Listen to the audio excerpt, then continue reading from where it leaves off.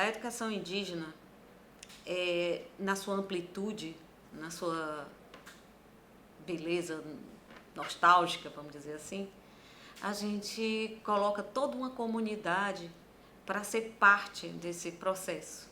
É um ensinamento diário, cotidiano, que as crianças, por exemplo, recebem dos mais velhos, os auém, como dizem os xerentes, e também partilham o seu conhecimento.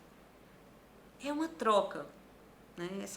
A educação na aldeia é o aprender cotidiano de buscar frutas, de procurar pequenos animais, de aprender a pescar, a caçar, aprender a se posicionar nos rituais, nas cerimônias, nas celebrações, que são maravilhosas, né, durante o verão, por exemplo.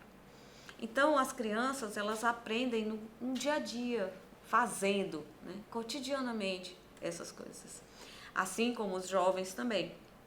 Os mais velhos, a eles, é dado a função e o dever. E a grande experiência deles faz com que eles se tornem os mestres naturais desse processo.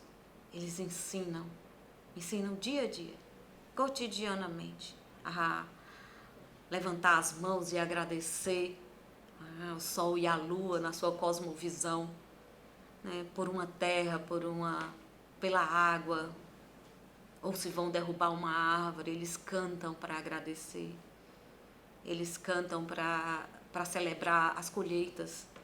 E durante esse processo, as crianças estão aprendendo, os jovens também.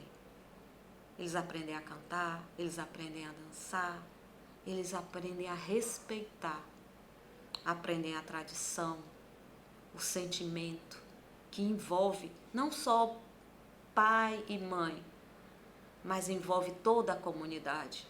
Um sentimento de amor que é transmitido cotidianamente para todas as pessoas, né? Às vezes eles dizem assim, é como dizer assim, quem é ela? Né? Quem é essa pessoa? Se eu perguntar, quem é essa pessoa? Aí eles nunca respondem, é fulano pelo nome. E sim, ele diz, é a mãe de fulano. É sempre a mãe, a avó, a tia, sabe? O parente, aquela pessoa que pertence também a mim, que faz parte da minha família. Esse respeito também se aprende na educação indígena. Hoje em dia, mais de 300, já se fala em mais de 300 comunidades, né? 180 línguas faladas no Brasil.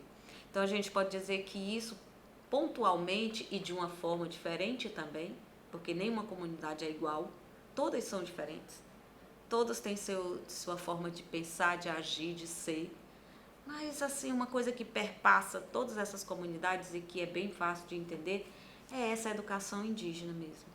É a educação que é transmitida por todos, não só pelo pai para o filho ou do avô para o filho, mas sim de todos os adultos para as crianças e para os jovens. O amor à sua terra, o amor à natureza, o amor às coisas que são importantes para todos, para todos. Porque uma das coisas que eu nunca conseguia deixar de perceber, que para mim é extremamente importante, era quando se falava sempre em nós, nunca eu. Eu gosto disso. Do que você gosta? Se a gente pergunta, eles respondem, nós gostamos disso. Porque o próprio nome Inã para o povo Carajá significa nós. O Aquém significa nós. Então, nós, o povo inteligente, né?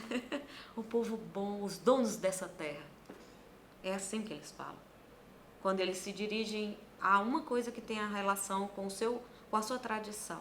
Então, isso eu tenho aprendido e vou continuar aprendendo até o fim dos meus dias. É um grande processo meu, educativo, aprender com os povos indígenas. Continuo aprendendo. Gostaria que esta relação, né, de educação que existe nas comunidades indígenas viessem também para a nossa comunidade maior, né? E a gente pudesse viver mais com pertencimento, aceitar o outro melhor, partilhar as coisas que a gente sabe com o outro, sem precisar precisar ficar preocupado ou estar sempre achando que não está certo, ou que ele pertence a outro grupo, a outra família, e não àquele grande grupo da comunidade humana, né, desse planeta, né? A sociedade que seria uma sociedade de pertencimento, onde a gente cuidasse da natureza, onde a gente cuidasse dos filhos, não só nossos, mas dos filhos de todos, das crianças. Isso seria bom. Aí, a outra parte seria a educação formal. O que é isso? Porque a gente pode falar que a educação indígena hoje não é mais só essa transmitida de pai para filho. Lá em cada aldeia tem uma escola. E o que é isso? O que são essas escolas?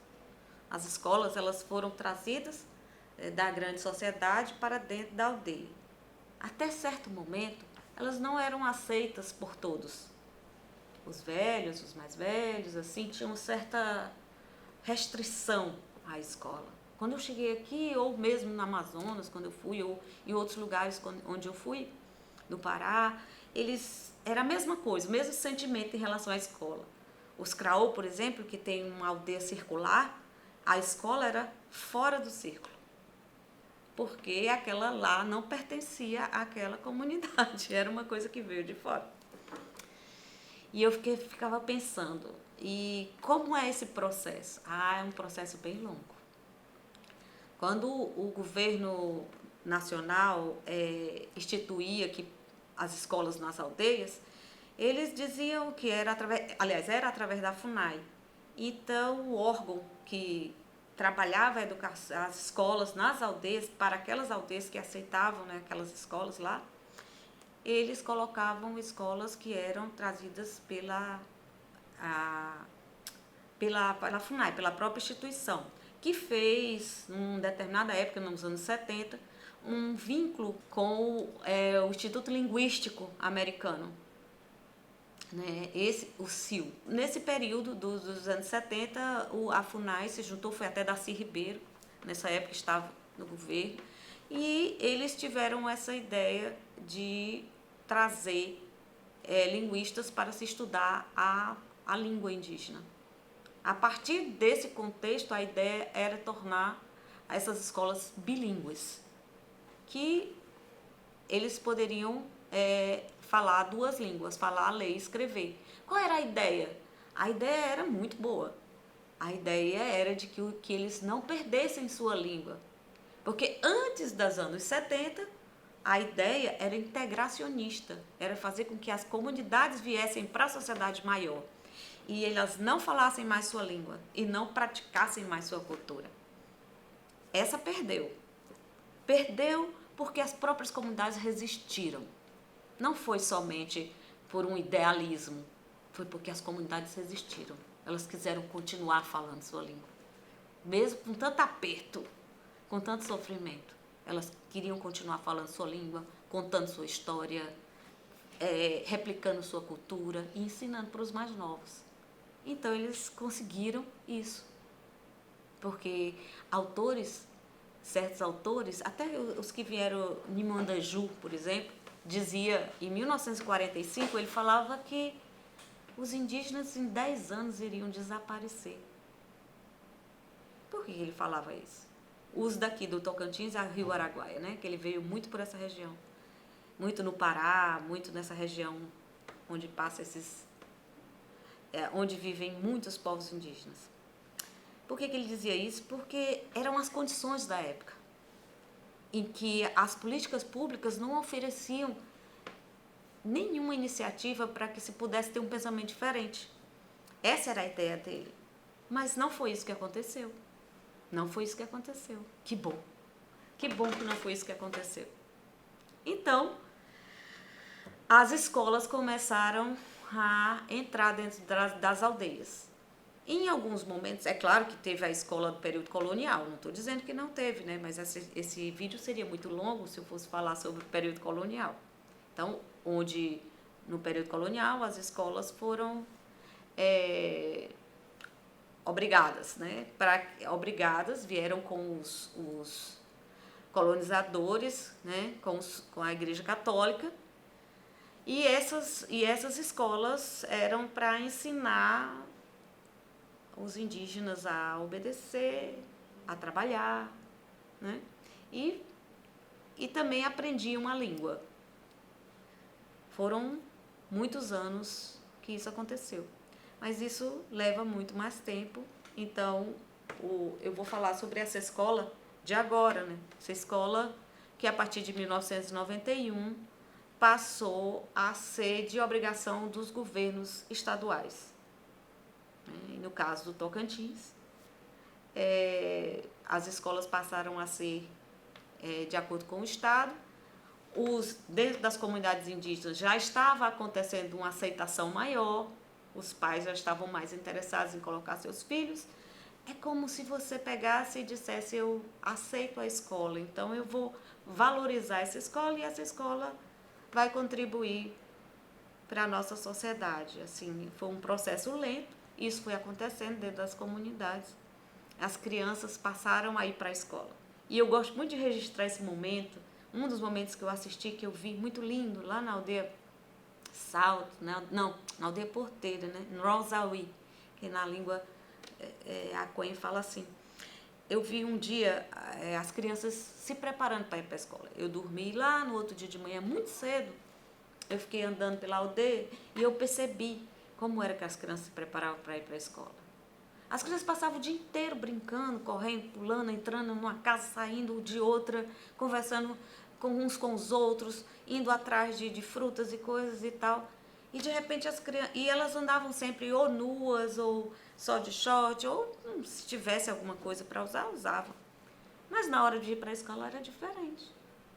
Eles pegavam, tomavam o seu banho, bem cedo, na água bem gelada do rio Tocantins. Depois eles se arrumavam com a melhor roupa que eles tinham. Eles colocavam seu caderno ou suas coisas e levavam. Acho que você vai achar um pouco parecido com o que aconteceu com nós todos nos primeiros dias de ir para a aula, né? Mas esse ritual para eles era muito diferente, mas muito diferente. Eles não foram preparados como nós para essa escola. Para eles era diferente. Então, isso se tornou um novo ritual. Às vezes as pessoas dizem: mas é para aprender uma cultura diferente. Não, é um novo ritual dentro da comunidade que foi aceito pela comunidade. A partir desse momento, a escola passou a ser importante. E as crianças também passaram a ter essa visão. Essa preparação para ir para a escola é como se fosse um ritual, e eles passam a entender também como um processo de que ele é também brasileiro. A gente percebe isso. Não é só indígena, né? Ele é indígena, o pertencimento dele, da comunidade dele, mas também ele faz parte de uma comunidade social, maior, nacional, mais ampla, né? Mais forte, sei lá, maior, não é mais forte, é maior, só isso. E nesse sentimento, eles vão para a escola para aprender novas coisas também. E aprender o quê? A sua língua, ele dizia, os velhos diziam sempre para mim: não, a gente nunca vai deixar de aprender nossa língua, a gente sempre vai falar nossa língua, é para sempre. E as crianças sabem falar a sua língua oralmente. Quando elas vão para a escola, elas vão aprender a escrever na sua língua e vão também aprender o português, que para eles, até os 7 anos, provavelmente eles não falam português. Então, quando eles vão para a escola, eles vão aprender o português. E é uma nova língua, é tudo diferente. Eles vão ser alfabetizados também em português. Eles vão ser alfabetizados em 2 línguas. Eles vão ser bilíngues. E aí vieram as formações de professores indígenas. Hoje, na maioria das escolas, nós temos professores bilíngues indígenas. Então, isso é muito importante para nós que vivemos aqui no Tocantins. Nós temos educação indígena nas escolas e nas aldeias. Isso é importantíssimo.